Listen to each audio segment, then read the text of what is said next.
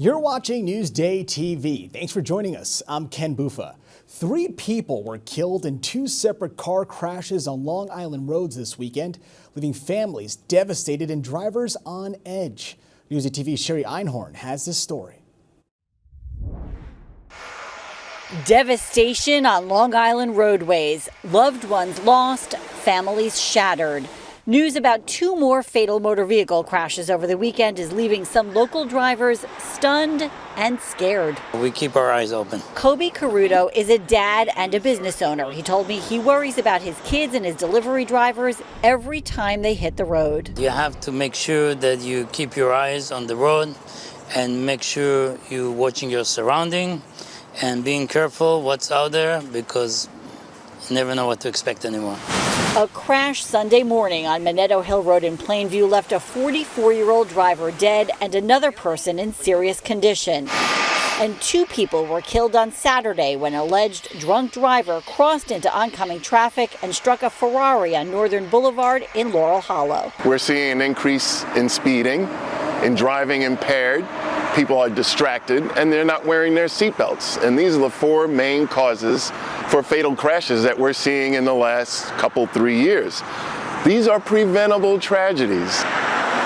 Now, while fatal crashes on the road are clearly unnerving, some drivers are telling me they're just not sure what else they can do to better protect themselves. I try to make sure my family's safe, seatbelts, the car's registered how it needs to be, and everything outside of that I feel like is kind of out of our control. Being behind the wheel, riding in a motor vehicle is the single most dangerous thing that you can do in the course of your day-to-day existence. We need to take it much more seriously. For Newsday TV, I'm Sherry Einhorn.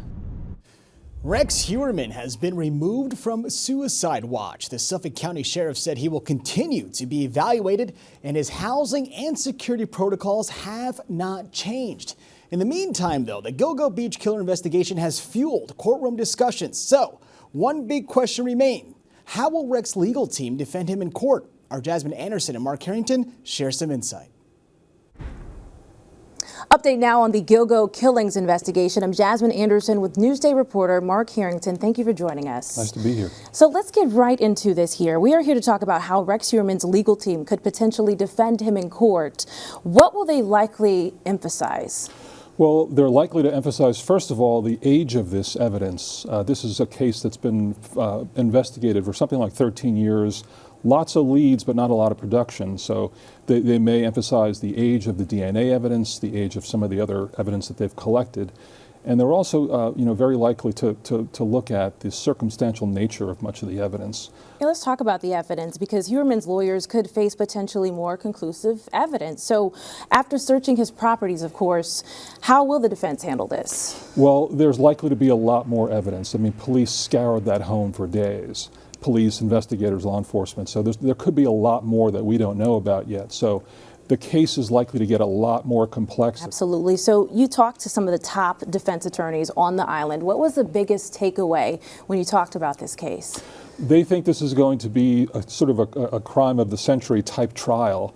One described it as similar to the Lindbergh kidnappings. It could be that large. And for that reason, there's likely to be a request to change the venue to another area, either off of Long Island, to a different part of the state, very likely.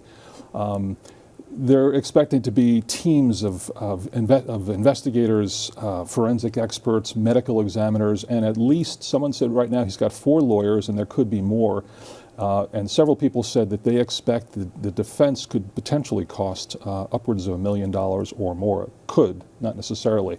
And that'll be paid for by citizens. Mark, thank you so much for your time. Now, for the latest on the Gilgo killings investigation, go to Newsday.com. Click Get More below the Newsday TV video box. And only in Newsday, Nassau and Suffolk County workers earned record-high overtime payouts last year. Get this, over 130 employees in Suffolk County took home more than $100,000 in OT. Nearly 90 employees in Nassau County took home that same amount too. 8 employees across both counties took home more than $200,000. Now, according to payroll data obtained by Newsday, most of these employees were law enforcement officers. 60,000 people on Long Island are living with Alzheimer's, according to the Alzheimer's Association. And today we're looking at those battling this disease and the family members who take care of them. Macy Eglin has a story you'll see only in Newsday. John Romano of Kings Park is a husband, a father, a grandfather, and a banker. But in the last few years, he's taken on another role, caretaker to his wife, Diane. How ironic is this disease, right? For a person who spent their entire life helping others in the medical profession, she turns out to be the one who needs the most help. Diane was working as a nurse practitioner when she was diagnosed with early onset Alzheimer's at the age of 52. That was over a decade ago, and now the disease has taken its hold on her and her family's lives. It's a series of adjustments, not only for the person inflicted with the disease, but also for the family members. A recent study shows an estimated 1 in 8 seniors on Long Island has Alzheimer's, and according to experts, 80% of caretakers are their family members. Families are carrying it a much longer period of like up to 7 years, where maybe before a person may have only lived a few years. And according to the state health department, we're spending over $26 million a year on care. Depending on what you're hiring, if you imagine if you need 24-hour care, that could be up to, $60,000 a year. Who has that lying around? About 6 years ago, John had to hire aides to help care for Diane. As the disease has progressed, they're now at the house about 7 days a week. In the early years, it was just me. So I would shower her. I would get her ready in the morning. To afford the extra help, he's still working full-time, something Dr. Benton says 50% of caretakers do. I'll tell you, being a caregiver is an exhausting process, exhausting.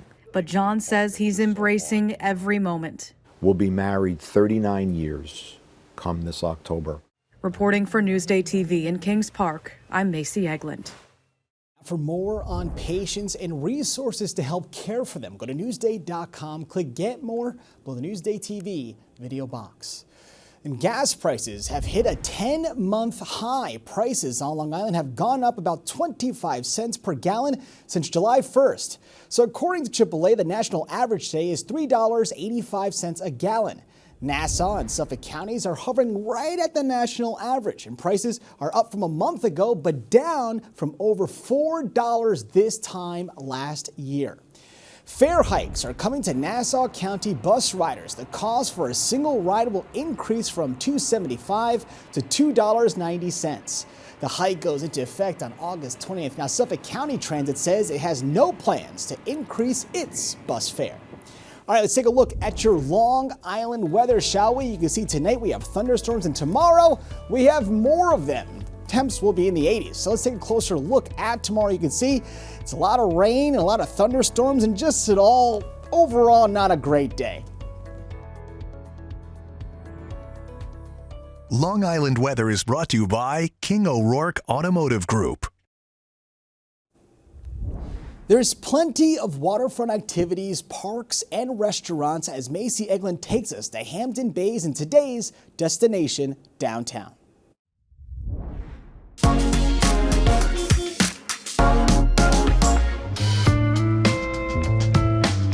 Hampton Bays on the East End has plenty of shopping and eateries, but in the summer season, a big draw is the outdoor activities, with several parks and restaurants right on the water. And right at the entrance of Mun Pond Park, you'll find a rescue center doing incredible work for our local wildlife. There was really no place that was specialized for them on the East End. Visit the Evelyn Alexander Wildlife Rescue Center, a fully operational wildlife hospital. It's really nice to just be able to give back and, give these animals a fighting chance. Those who can't be released have a great home here as education ambassadors. We love visitors here. Honestly, we have a lot of really fantastic trails to walk in addition to, being able to meet our education ambassadors. And I just think it's something not a lot of people know about.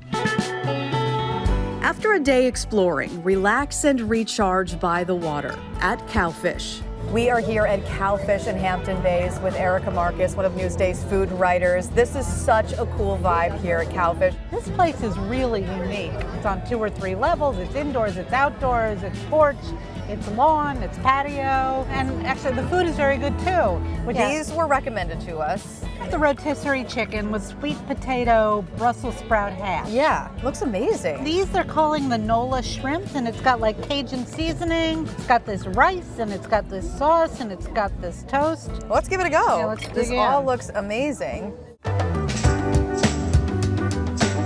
And the fun doesn't stop there. Take a complimentary 7-minute ride on the Rum Barge over to their sister restaurant, Rumba.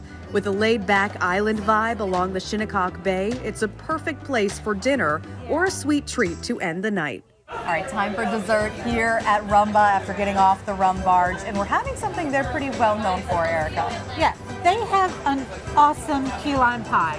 Now this is a seasonal dessert. Tres It's the leches? Tres leches. This was an aggressive bite. Yes, it was. Guilt-free dessert if there's fruit involved. That's my theory. Reporting for Newsday TV in Hampton Bays, I'm Macy Egland. Those are huge slices of pie. Now, for more on Destination Downtown Hampton Bays, go to Newsday.com, click Get More below the Newsday TV video box.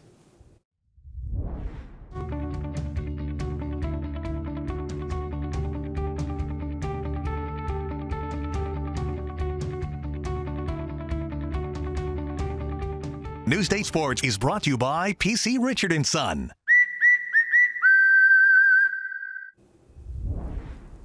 Massapequa International made Little League history in New York. Newsday TV's Carissa Kelman spoke to Long Islanders who are proud of their local team. For the very first time, New York, the Little League Softball World Series champions. It's amazing. I'm very proud of them. It's a great accomplishment. Since the Massapequa International Little League softball team left for the World Series in North Carolina, the town has held watch parties here at Brady Park. And for the championship game, a big crowd watched as the girls clinched New York's first World Series title. I knew some girls from there, so it was so much fun to watch them. It was very exciting to watch them. They're very good. I think Long Island sports are really up there. They're, you know, a lot of good ball players out here. We're just proud to be from here and have them win, and we're proud of them. We're excited to raise our kids here. You know, maybe they'll be one of them someday. In Massapequa, Carissa Kelman, Newsday TV. I found my voice in broadcast television. I tell stories through my perspective and proud of who I am. I am thrilled to serve as your weekday morning anchor for Newsday TV. Newsday, covering Long Island like no one else can. You're watching Newsday TV. I'm Ken Buffa. Thank you so much for joining us. We leave you now with a look at your 7-day forecast.